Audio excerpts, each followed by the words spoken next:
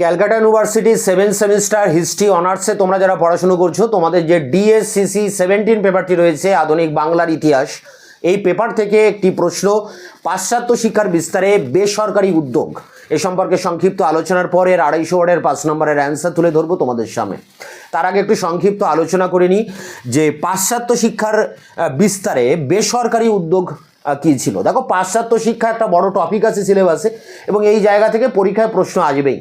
তা প্রথম যে 20 নম্বরের প্রশ্ন সেটি হচ্ছে ভারতে কিভাবে পাশ্চাত্য শিক্ষার বিস্তার হয়। আরেকটি 20 নম্বরের প্রশ্ন রয়েছে যে ভারতের জাতীয়তাবাদের বিকাশে এই পাশ্চাত্য শিক্ষার কি ভূমিকা নিয়েছিল। এই দুটি 20 নম্বরের প্রশ্ন। আর 5 নম্বরের কিছু টিকা প্রশ্ন এখান থেকে রয়েছে, যেমন বেসরকারি উদ্যোগ কী ছিল পাশ্চাত্য শিক্ষার বিস্তারে, সরকারি উদ্যোগ কী ছিল, ভারতীয়দের উদ্যোগ কী ছিল, ডেভিড হেয়ারের ভূমিকা কী ছিল। এগুলো 5 নম্বরের প্রশ্ন বিভিন্ন অ্যাঙ্গেলে আসতে পারে। তো এখন আমরা দেখব যে পাশ্চাত্য শিক্ষায় বেসরকারি উদ্যোগ কী ছিল। দেখো, চার্টার অ্যাক্ট যখন হয়, সেই চার্টার অ্যাক্টে বলা হয় 1813 চার্টার অ্যাক্টে বলা হয় যে ভারতীয়দের শিক্ষা বিস্তারের জন্য কোম্পানি 1 লক্ষ টাকা ব্যয় করবে। পাশাপাশি যারা খ্রিস্টান ধর্ম প্রচার করেন, সেই খ্রিস্টান মিশনারি, তারা ভারতবর্ষে আসতে পারবেন এবং ধর্ম প্রচার করতে পারবেন। তো এই আইনের ফলে ভারতে দলে দলে খ্রিস্টান মিশনারিরা আসে এবং ধর্ম প্রচার করতে থাকে প্রত্যন্ত গ্রাম অঞ্চলে। সেই ধর্ম প্রচার করতে গিয়ে তারা উপলব্ধি করে যে শিক্ষা বিস্তারের প্রয়োজন আছে। এই উপলব্ধি থেকে খ্রিস্টান মিশনারিদের হাত ধরে ভারতবর্ষে প্রথম, বাংলাদেশে প্রথম এই পাশ্চাত্য শিক্ষার সূচনা হয়। তাহলে পাশ্চাত্য শিক্ষার সূচনা প্রথম হচ্ছে মিশনারিদের হাত ধরে। তো দেখো, এখানে প্রথম পয়েন্ট কিন্তু রয়েছে খ্রিস্টান মিশনারিদের অবদান। তা লন্ডনে বা ইংল্যান্ডে অনেক মিশনারি সোসাইটি ছিল, স্কটল্যান্ডে ছিল, ইংল্যান্ডে ছিল। এই সমস্ত মিশনারি সোসাইটির তরফ থেকে মিশনারিরা ভারতবর্ষে আসতেন। যেমন London church society, Scottish missionary society, এছাড়া রয়েছে Scottish missionary, Jesuit missionary society. এরকম একাধিক সোসাইটির অধীনে অনেক মিশনারিরা ভারতবর্ষে এসেছেন এবং ধর্ম প্রচারের পাশাপাশি তারা পাশ্চাত্য শিক্ষার বিস্তার ঘটিয়েছেন। এবং এই সমস্ত মিশনারিদের উদ্যোগে ভারতবর্ষে অনেক কিন্তু শিক্ষা প্রতিষ্ঠান গড়ে ওঠে। বিশেষ করে বাংলাদেশে যেমন আমরা শ্রীরামপুরের কথা বলতে পারি। শ্রীরামপুরে তৈরি হয় Serampore missionary college, Baptist missionary college, যেটা 1820 সালে এটা তৈরি হয়। এছাড়া 1825 সালে শিবপুরে বিশপ কলেজ তৈরি হয়। জেনারেল অ্যাসেম্বলি ইনস্টিটিউট তৈরি হয় 1830 সালে আলেকজান্ডার ডাফের উদ্যোগে।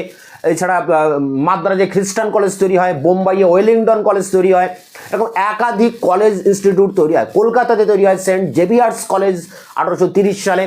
তো এগুলো সবই কিন্তু এই খ্রিস্টান মিশনারিদের উদ্যোগে বা তাদের যে সোসাইটিগুলো ছিল সেই সোসাইটির উদ্যোগে তৈরি হচ্ছে। এরপরে দেখো রয়েছে ইউরোপীয় ও অ্যাংলো ইন্ডিয়ানদের প্রচেষ্টা।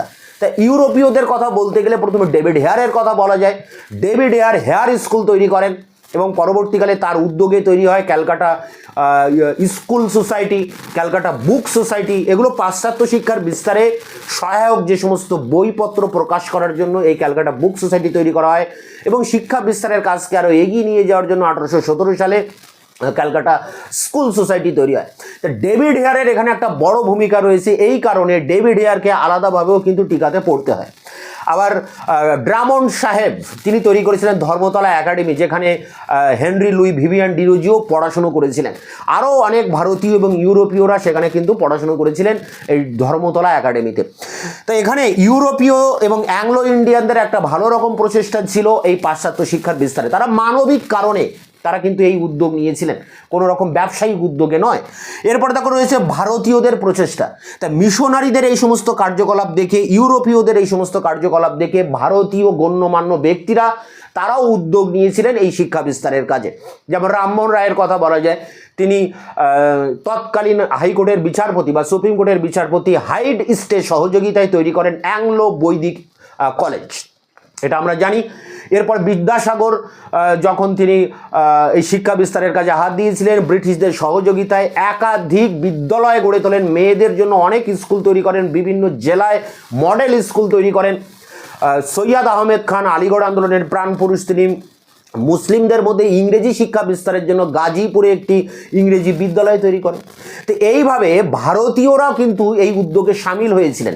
এ সব কিছু নিয়েই কিন্তু বেসরকারি উদ্যোগ। তাহলে প্রথমে খ্রিস্টান মিশনারিদের হাত ধরে এখানে পাশ্চাত্য শিক্ষার সূচনা হচ্ছে, এবং পরে দেখা যাচ্ছে যে ইউরোপীয় বিভিন্ন ব্যক্তি, অ্যাংলো ইন্ডিয়ান ব্যক্তি, তারাও উদ্যোগ নিচ্ছেন, এবং এদের দেখা দেখি, অর্থাৎ এই মিশনারি এবং ইউরোপীয় ব্যক্তিদের দেখা দেখি ভারতীয়রা রামমোহন বিদ্যাসাগর, সৈয়দ আহমেদ খান এবং আরও অনেক ব্যক্তি, রাধাকান্ত দেবের কথা বলা যায়, এনারা কিন্তু এই পাশ্চাত্য শিক্ষার বিস্তারে বড় ভূমিকা নিয়েছিলেন। তা এই তিনটি মেন পয়েন্ট, খ্রিস্টান মিশনারিরা কি ভূমিকা নিচ্ছে, ইউরোপীয়রা কি ভূমিকা নিচ্ছে এবং ভারতীয়রা কি ভূমিকা নিচ্ছে, তিনটি বিষয় নিয়েই কিন্তু বেসরকারি উদ্যোগ। এরপরে সরকারি উদ্যোগ শুরু হয়, অর্থাৎ বেসরকারিভাবে যখন মিশনারিরা, ইউরোপীয়রা এবং ভারতীয়রা উদ্যোগ নিচ্ছে পাশ্চাত্য শিক্ষার বিস্তারে, তখন ব্রিটিশ সরকার আর বসে থাকছে না। তখন সরকারি তরফ থেকে এই পাশ্চাত্য শিক্ষার বিস্তারের জন্য একাধিক উদ্যোগ নেওয়া হয়। মেকলে মিনিট, উডের ডেসপ্যাচ, চার্টার অ্যাক্টের মাধ্যমে জেনারেল যে জিসিপিআই তৈরি হচ্ছে শিক্ষা ব্যবস্থাকে পরিচালনা করার জন্য, এবং একাধিক নীতি নির্দেশিকা তৈরি হচ্ছে, যেটা সরকারি উদ্যোগ, যে বিষয়ের উপরে আমি পরের ভিডিওতে আলোচনা করব। তাহলে এখন এই ছিল পাশ্চাত্য শিক্ষার বেসরকারি উদ্যোগ কি, এই তিনটি মেন পয়েন্টস রয়েছে, এর উপরেই আলোচনা করতে হবে। এর 250 ওয়ার্ডের অ্যান্সার তুলে ধরছি অন স্ক্রিনে। DS-17 পাশ্চাত্য শিক্ষার প্রসারে বেসরকারি উদ্যোগ, 5 নম্বরের প্রশ্ন। ভারতে পাশ্চাত্য শিক্ষার প্রসার সর্বপ্রথম শুরু হয় বেসরকারি উদ্যোগে। এক্ষেত্রে খ্রিস্টান মিশনারিদের অবদান সর্বদা উল্লেখযোগ্য। এছাড়া ব্যক্তিগতভাবে কিছু ভারতীয় ও ইউরোপীয় আগ্রহ দেখান। এ ব্যাপারে রাজা রামমোহন রায়, রাজা রাধাকান্ত দেব, মহারাজা তেজচন্দ্র, পণ্ডিত ঈশ্বরচন্দ্র বিদ্যাসাগর প্রমুখ ছিলেন উল্লেখযোগ্য। ভারতীয় Sherbourne, Martin Bowle, Aratoon Petruse, David Drummond, David Hare, Hyde East, Bethune প্রমুখ ছিলেন উল্লেখযোগ্য ইউরোপীয় বা অ্যাংলো ইন্ডিয়ান।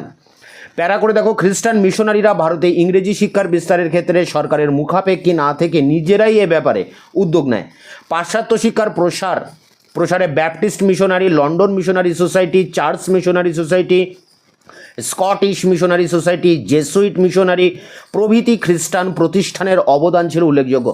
মিশনারিদের প্রচেষ্টায় একে একে গড়ে ওঠে শ্রীরামপুরে ব্যাপটিস্ট মিশন 1800, শিবপুরে Bishop college 1820, General Assembly Institute বর্তমানে স্কটিশ চার্চ কলেজ 1830, বোম্বাইয়ের উইলসন কলেজ 1832, কলকাতায় সেন্ট জেভিয়ার্স কলেজ 1835, মাদ্রাজে খ্রিস্টান কলেজ 1837।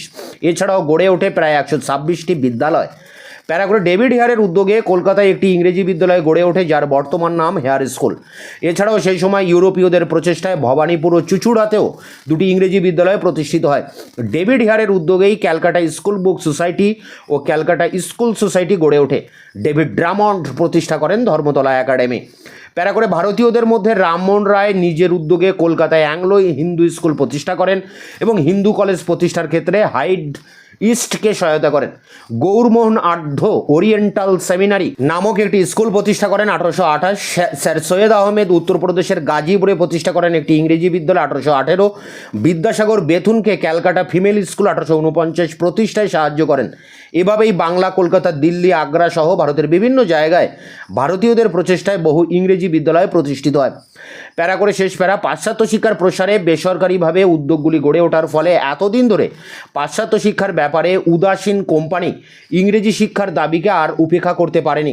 প্রকৃত অর্থে বেসরকারি উদ্যোগে পাশ্চাত্য শিক্ষার প্রসার শাসক ব্রিটিশকে সরকারি উদ্যোগে শিক্ষা বিস্তারে প্রণোদিত করে বলা চলে। তা এই ছিল পাশ্চাত্য শিক্ষায় বেসরকারি উদ্যোগের উপরে 5 নম্বরের টিকা প্রশ্নের উত্তর। তোমাদের এই পেপারের 20 নম্বর এবং 5 নম্বরের প্রায় 80% কোশ্চেনের অ্যান্সার আমি চ্যানেলে আপলোড করে দিয়েছি। বাদ বাকি 2-1টি প্রশ্নের উত্তর যেগুলো বাকি আছে খুব দ্রুত তোমাদের সামনে নিয়ে আসবো। তোমাদের যে DS-16 পেপারটি রয়েছে জাপানের ইতিহাস, সেই পেপারের সমস্ত 20 এবং 5 নম্বরেরও অ্যান্সার চ্যানেলে আপলোড করা আছে, সেগুলো তোমরা দেখে নিও। তোমাদের 16 এবং 17 এই দুটি পেপারের বেশিরভাগ প্রশ্নের উত্তর চ্যানেলে দেওয়া আছে। বাদ বাকি 18 নম্বর পেপারেরও অ্যান্সার দেওয়া আছে। 19 এবং 20 নম্বর পেপার দুটি সিলেবাস সাজেশানে তোমার অ্যান্সার একের পর এক খুব দ্রুত তোমাদের সামনে নিয়ে আসবো।